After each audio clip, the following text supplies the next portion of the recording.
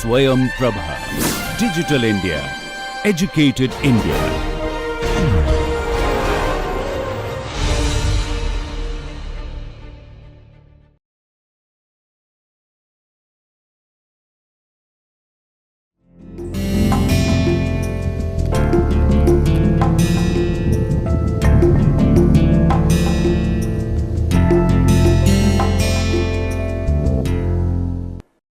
Today we are going to see what is brand positioning and also what is brand repositioning. If you recollect, in the last lecture and in the previous lectures, we have spoken about brand identity and brand personality.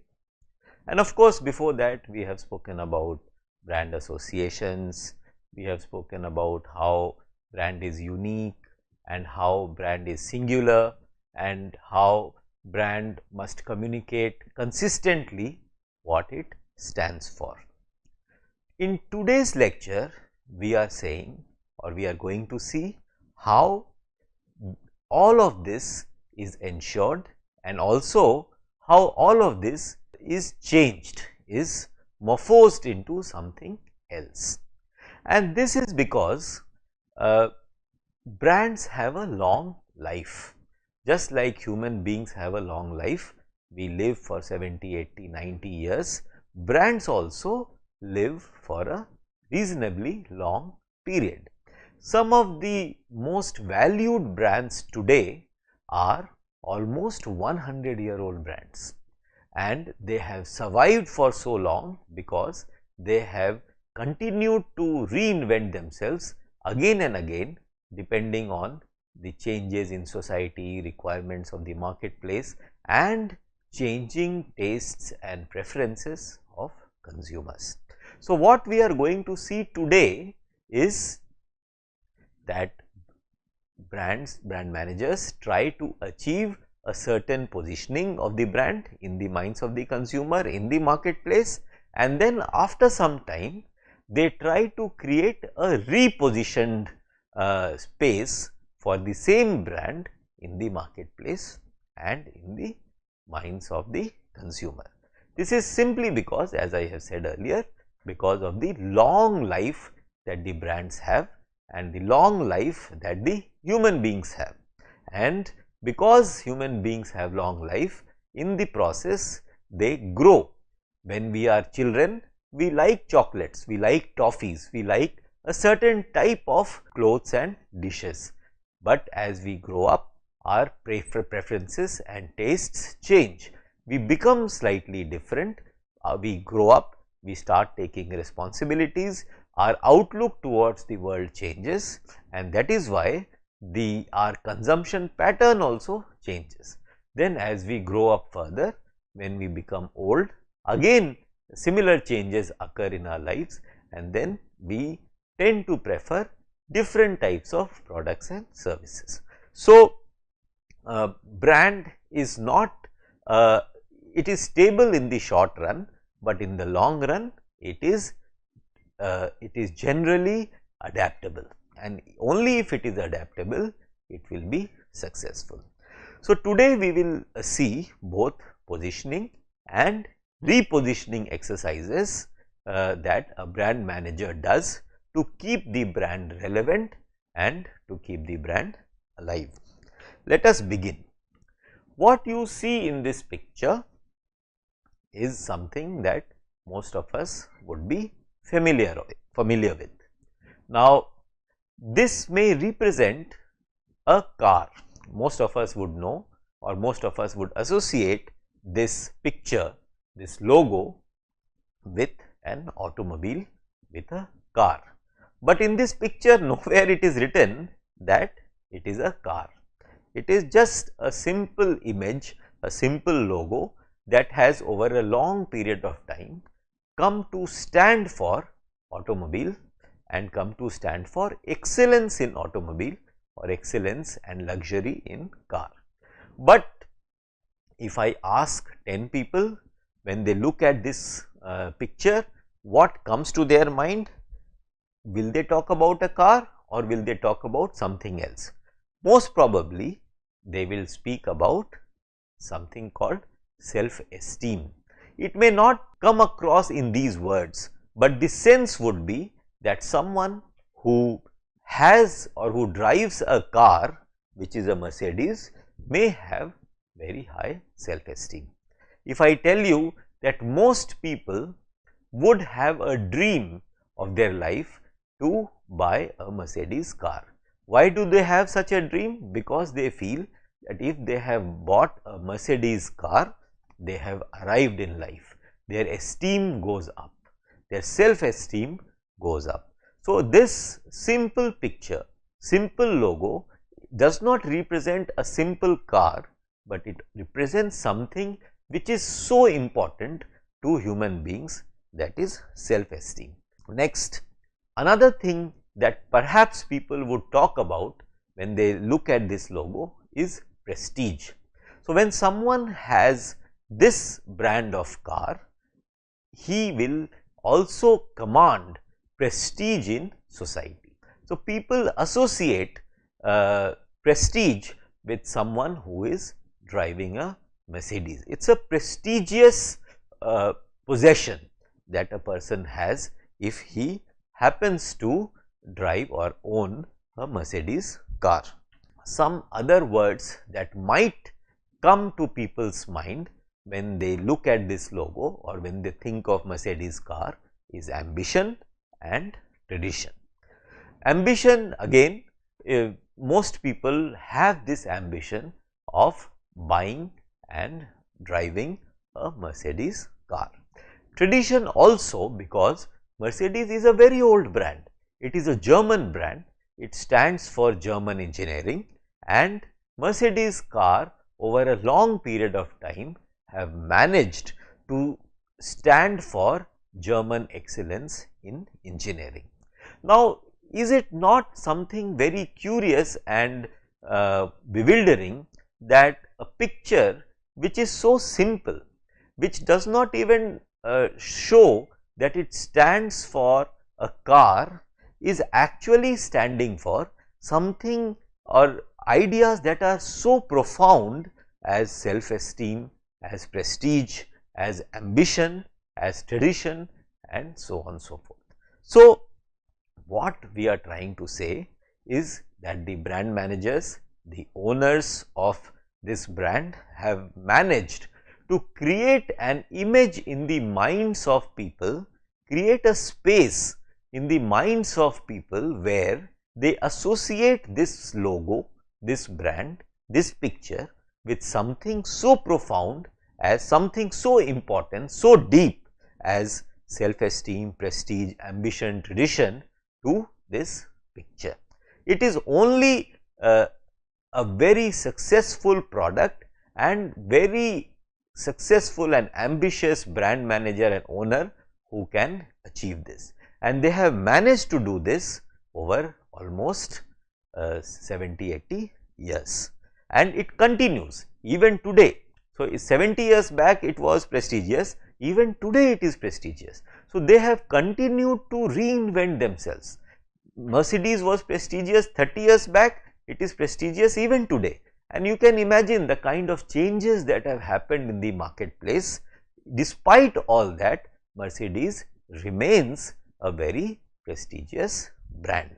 So, it has been positioned in the minds of the consumer in such a way that moment they think of this logo, moment they think of Mercedes brand, these are the values that come to their mind. So, it is a marvelous success, marvelous attempt at achieving a positioning, a brand positioning which stands for prestige, quality, tradition, and so on, so forth. So, this is something that any brand manager would like to achieve for his or her brand. Let us move forward.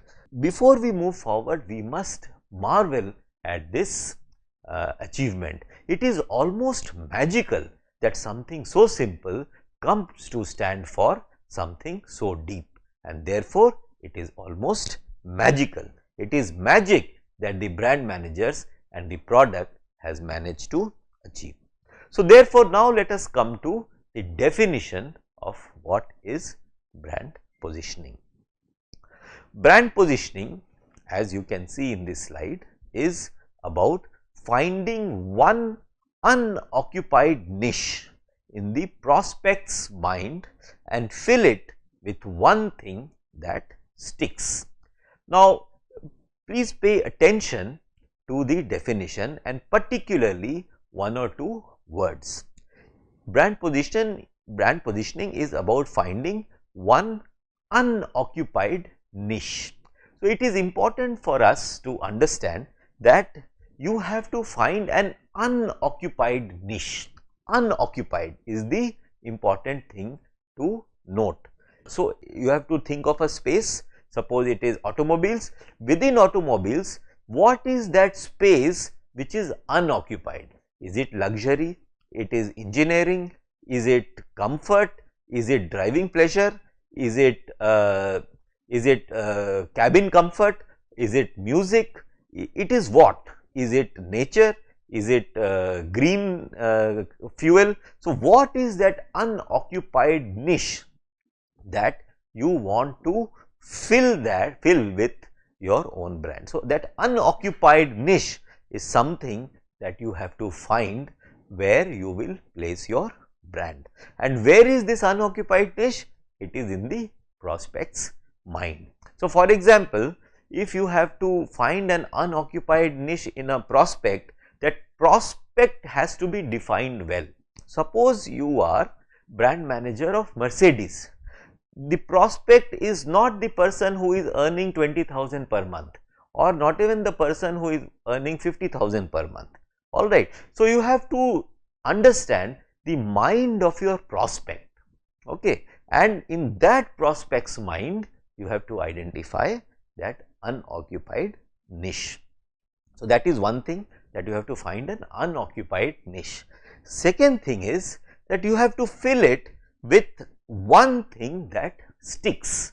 Now, you do not have to fill it with many things, you have to fill it with only one thing. So, it is important for you to know what is that one thing with which you are going to fill that unoccupied niche.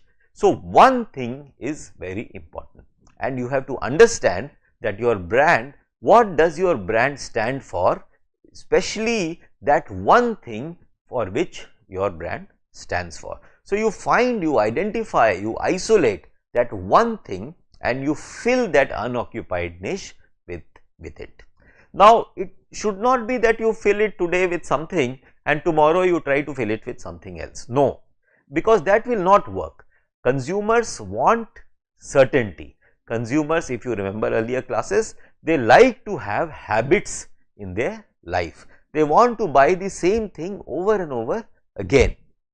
Therefore, you have to find that one thing which is stable, which will remain with your brand for a long time, and it is deep enough to keep the consumer interested for a reasonably long period. So, that is why you have to fill that unoccupied niche with one thing which sticks. So, it should remain there, it should stick there, it should become sticky and remain in the mind of the consumer for a long period. That is when your purpose of selling your product to the same customer again and again will be achieved.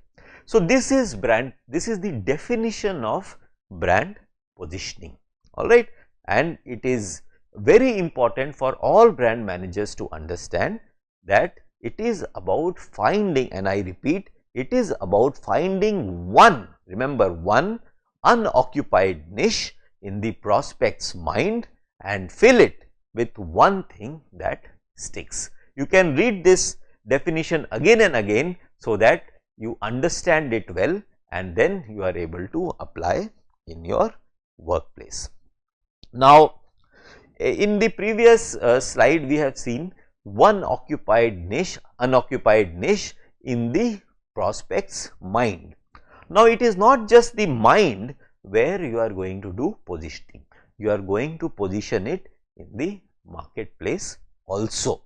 So, I have told you in the earlier lectures as well that just as the mind is crowded, marketplace is also crowded, and that is where you will have to make a space. Suppose you go to a department store and you want to buy soap. Now, in the shelf where the soaps are placed, you will see it is all full. There is no space at all. You have Pears, you have Lux, you have Camay, you have so many soaps which are placed there, Dettol, and you want to place one more soap in that shelf. Now, if you go to the store manager and ask, I want to place my soap there, he said there is no space. We do not have place to stock one more brand. So, you will have to give him some additional discount, additional commission. You will have to create some attractive scheme, so that he will create that space in his shelf and accommodate your brand in that soap shelf that displays shelves. So, what I am trying to do, what I am trying to say is that just in the marketplace you have to create incentives, you have to create a pull, so that you create that unoccupied niche. Similarly, you have to do it in the mind also. Let us move forward. So, unoccupied, as we saw in this definition, that we have to find an unoccupied niche, and if we are not able to find unoccupied niche, then we have to create an unoccupied niche. You can see in the picture that our minds are always crowded with more than one brand, more than one. So, any product category you take and you think about it, in your mind at least 3-4 competing brands will come to your mind, and you will not really be sure which one you like, which one you want to buy, and so on so forth. So, let us see how we will create that unoccupied niche. For finding that unoccupied niche, or if it is not unoccupied, if you are not able to find, you will have to create space in the mind of the consumer. You have to clear it, you have to clear the place and create some space. Now, how will you create that space? We will see. The easiest and the best way and the most powerful way of creating space in mind is through innovation.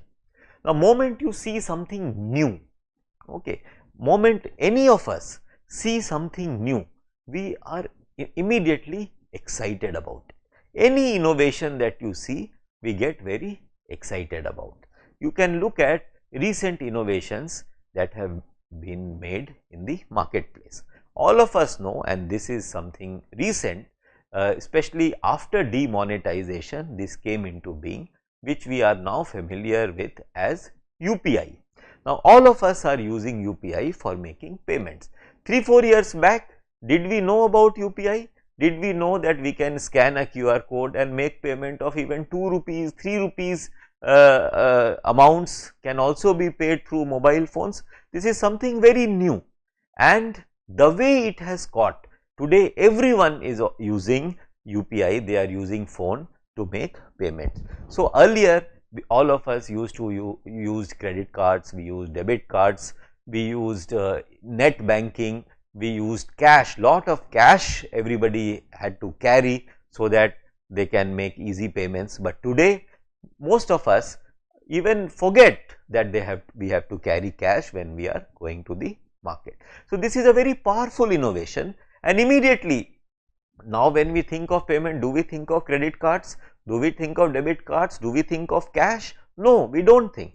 We are thinking immediately of UPI or QR code and so on. So, immediately it has cleared lot of space in our mind and created space for itself in our mind through innovation. So, UPI is one of the most powerful innovation that we have seen in recent times.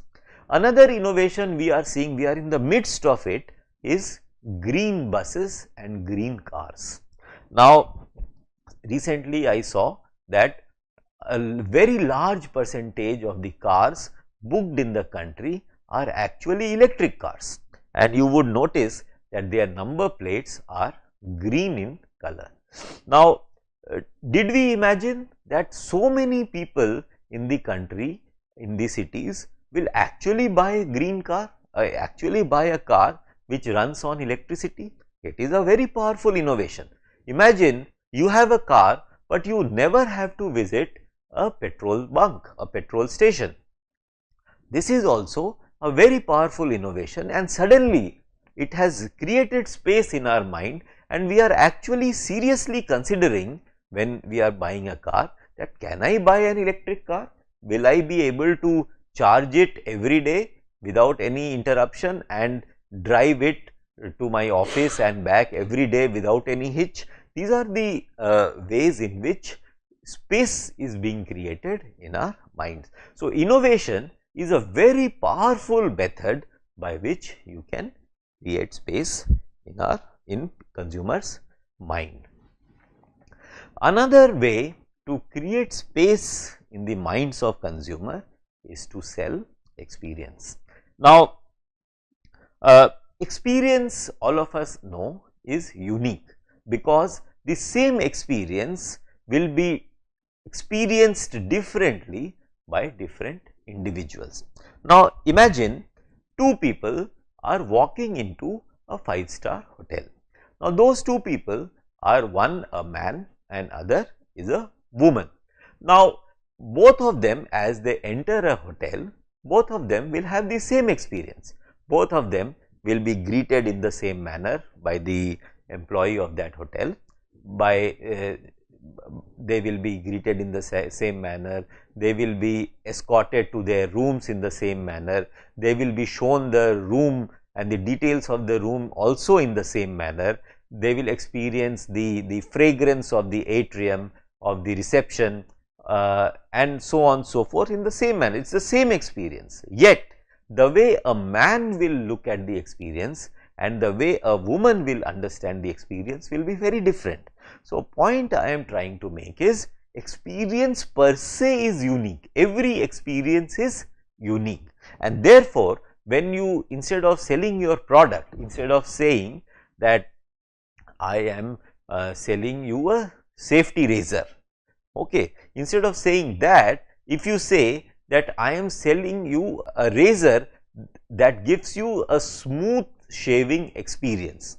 So, instead of saying that I am selling you a razor, you are saying I am selling you a smooth shaving experience. So, moment you say smooth shaving experience, people start thinking that it is a unique thing, because smoothness for X is different from the smoothness for Y. So, this is something that we have to understand as brand managers, that if we want to create space in mind, instead of selling the product, we should sell an experience, that if you buy my product, you will have this experience. This way we create space in mind.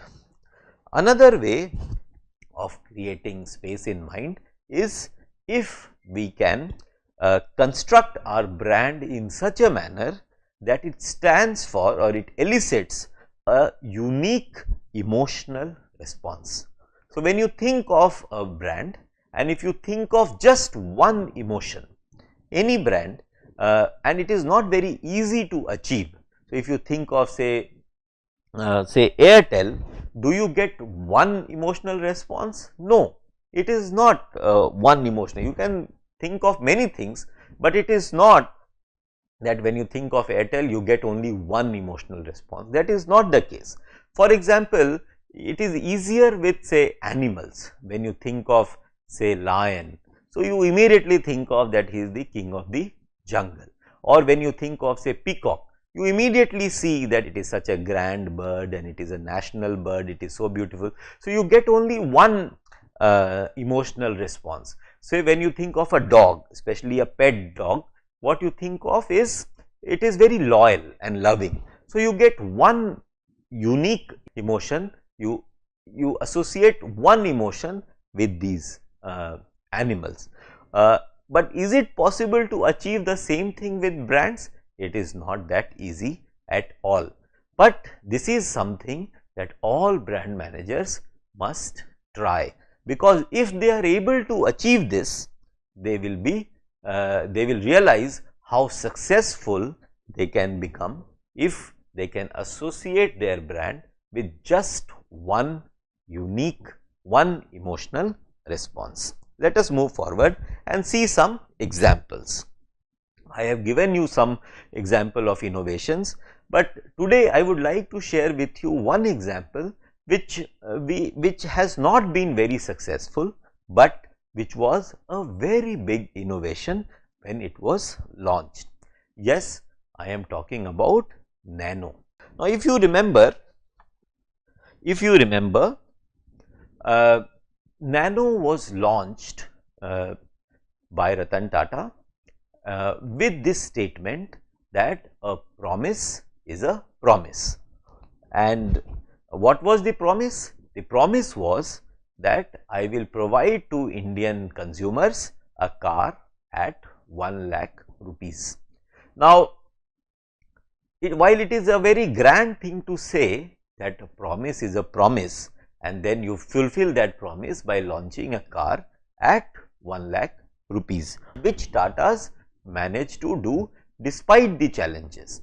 You would remember that Tatas faced some problems in Singur, and they had to relocate the plant from Singur to Sanand in Gujarat, where they continued production, where they started and then achieved production, and the project got delayed, and yet after 2-3 years the launch happened at least 2 years or 3 years later than the planned date of launch, and still they were able to launch a car at rupees 1 lakh. Now, we will look at the merits of that launch a little later, but if you remember how this car was positioned in the minds of the consumer. Now, since it is an innovation, people are not very sure as to whether it will actually work. So, that is the same case with UPI also. Even today, when older people try to use UPI, they do not know it will work or not, how to download, how to use, and especially when UPI was launched, all of us were very hesitant that will it work. So, we started with very small amounts of 2 rupees, 5 rupees, 20 rupees, and then when we saw that it is actually working, it is safe, so we started using it for larger amounts also. However, let us look at the case of nano. Now, initially, because people did not know that the car which is so small, will it actually travel very far, will it have sufficient space, and interesting thing was that the engine of this car was at the back. Now, most of us were very confused, how can the engine of the car be at the back? So, everybody was very curious.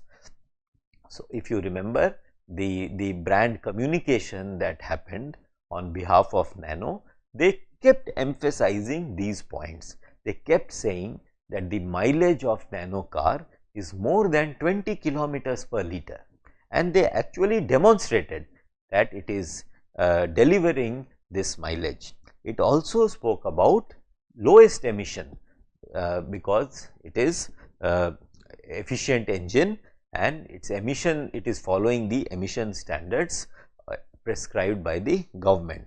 It also, because people were curious as to it is such a small car, it looks like a toy, will it actually go very far, will it be able to travel distance of 300-400 kilometers?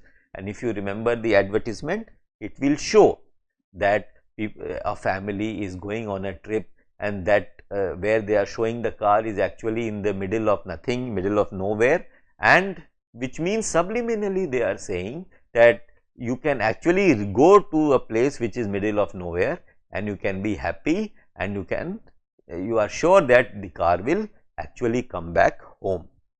If you also recollect, there was an advertisement where the car is stopped by the security guard, and then he opens the car and he actually looks at it with wonder that, oh my God, the car is so big and so many people, 4 people are actually seated inside. So, what they were saying is, even though from outside it looks small, the car was actually big and it can seat 4 people. It also talked about engine capacity. It showed that car is actually going uphill, which means that car has that much power that it can take 4 passengers up the hill. Of course, it was also positioned as cheapest car and it was positioned as a good looking cute car. Now, these are various ways in which this car was positioned in the minds of consumer. This strategy, this method of positioning your brand is called attribute specific brand positioning. Attribute specific, which means that you are talking about various attributes, product attributes of the car, of the product, and then you are achieving a brand positioning through those attributes. So, this is what was tried in the case of Nano. Whether it was successful or not successful, it depends on many reasons, and one perhaps reason was that it was positioned as the cheapest car.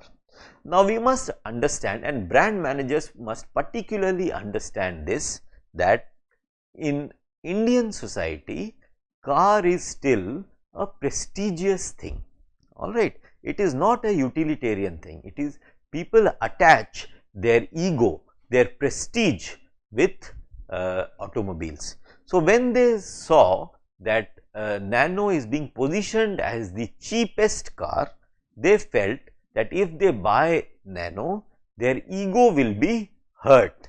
It will seem as if they are going for a cheap car. They were not made to feel that they are important people, and they are being made to feel that you are poor and so you are going for a cheap car. So, perhaps this element worked to the disadvantage of this brand Nano, and despite all these strengths that the car had, it failed to do well in the marketplace.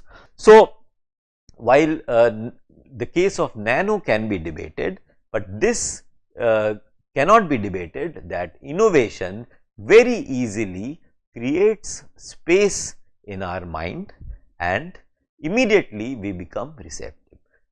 You would recall everybody was so excited about Nano's launch, and when Nano's launch, you remember Tata's announced that even before the launch, so many almost 1 lakh people had booked Nano in advance for the delivery. So, there is lot of excitement around innovation, but it has to be managed well. Thank you very much.